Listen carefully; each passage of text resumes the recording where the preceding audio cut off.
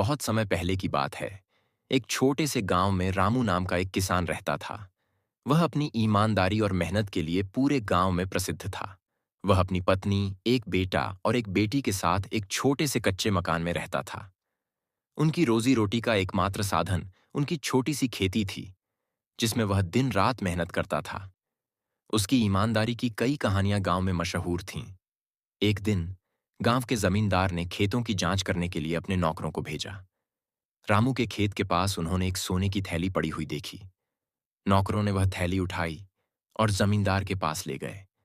जमींदार ने थैली खोलकर देखी तो उसमें बहुत सारे सोने के सिक्के थे। यह थैली किसकी है? जमींदार ने पूछा। नौकरों ने कहा, हमें यह थैली रामू के खेत के पास मिली थी। हो सकता है कि यह उसी की हो। जमींदार ने रामू को बुलाया और पूछा, क्या यह थैली तुम्हारी है? रामू ने थैली को ध्यान से देखा और कहा, नहीं सरकार, यह मेरी नहीं है। मैंने इसे पहले कभी नहीं देखा। जमींदार ने सोचा कि शायद रामू झूठ बोल रहा है, इसलिए उसने उसे परीक्षा में डालने का फैसला किया। अगर यह थैली तुम्हारी नहीं है, तो फिर इसे किसका समझूं? जमींदार ने पूछा। रामू ने कहा, सरकार, यह थैली जरूर किसी गरीब या जरूरतमंद की होगी। हमें इसे खोजकर असली मालिक को लौटाना चाहिए। जमींदार रामू की ईमानदारी से बहुत प्रभावित हुआ। उसने गांव में ऐलान करवाया कि जिसने यह थैली खोई है, वह आकर सबूत के साथ दावा करे।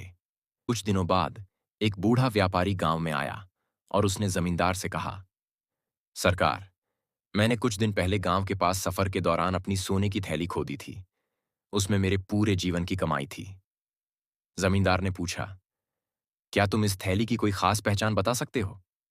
व्यापारी ने कहा, जी हां, उसमें मेरे नाम के पहले अक्षर खुदे हुए हैं और उसमें कुछ पुराने सिक्के भी हैं, जो मैंने अपने दादा से विरासत में पाए थे।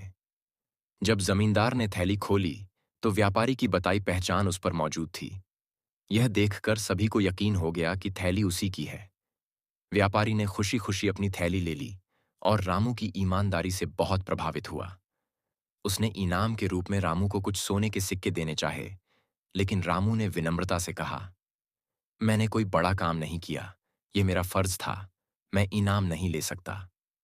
व्यापारी और जमींदार दोनों रामू की ईमानदारी देखकर दंग रह गए।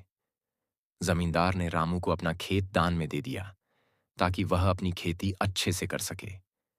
व्यापारी ने भी रामू को खेती के लिए कुछ अच्छे बीज और एक हल उपहार में दिया। ईमानदारी का फल, रामू की ईमानदारी ने उसे गांव में और भी प्रसिद्ध कर दिया। अब उसके पास ज्यादा जमीन थी और उसकी फसल भी अच्छी होने लगी। उसके परिवार की आर्थिक स्थिति बेहतर हो गई और वह अपने बच्चों को अच्छी शिक्षा देने लगा। गांव के दूसरे किसान भी रामू से प्रेरणा लेने लगे और ईमानदारी को अपने जीवन का हिस्सा बना लिया। कुछ सालों में गांव एक आदर्श गांव बन गया, जहां हर कोई ईमानदारी और मेहनत से जीवन यापन करने लगा।